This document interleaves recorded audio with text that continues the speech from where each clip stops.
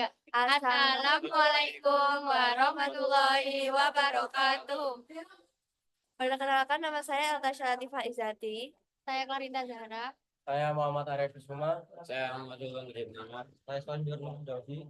Dan kami dari kelompok 7 dengan presentasi bernama Kabur Aja Dulu. Kabur aja dulu. Ini videonya. Hidup di ibu kota Tanah itu kayak main game survival mode, tapi tanpa senjata, tanpa health page, dan misalnya bisa nge-cheat. Hidup di ibu kota Tanah itu Lalu adalah verifikasi internal. Data yang saya ambil berasal dari video TikTok yang membahas tren kabur aja dulu. Influencer berinisial TR mengatakan bahwa orang yang kabur ke luar negeri itu bodoh karena mereka tidak bisa bersaing di dalam negeri, apalagi jika mereka bersaing di luar negeri. Sementara influencer berinisial IP mengatakan jika tren kabur aja dulu itu terjadi karena lawan kerjaan yang terlalu sedikit dan tidak banyak lapangan kerja di Indonesia dengan gaji yang layak.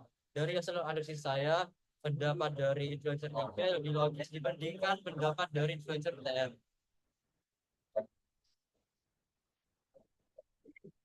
Verifikasi internal eksternal ya. Satu,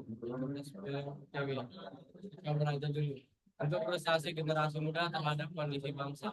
Artikel ini melihat fenomena ini sebagai ekspresi prestasi generasi muda terhadap kondisi ekonomi seperti sulitnya mendapat pekerjaan, pendidikan yang mahal, dan rendahnya upah.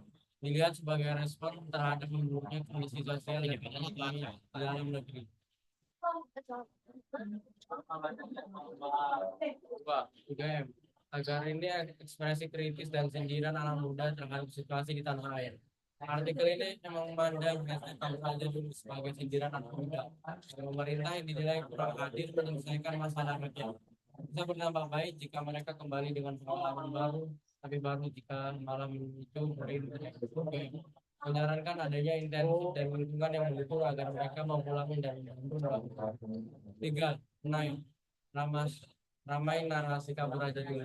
Bentuk kegelisahan publik terhadap pemerintah. Artikel ini menyoroti tren ini sebagai refleks kecewaan publik terhadap pemerintah, terutama kebijakan ekonomi, tata kelola, anggaran, dan citra yang ditampilkan sebagai bentuk kegelisahan kolektif bukan sekedar tren individual. Nah, bahkan menghadapi ancaman nasionalisme, desentralitas bangsa di tengah tren kabur aja dulu.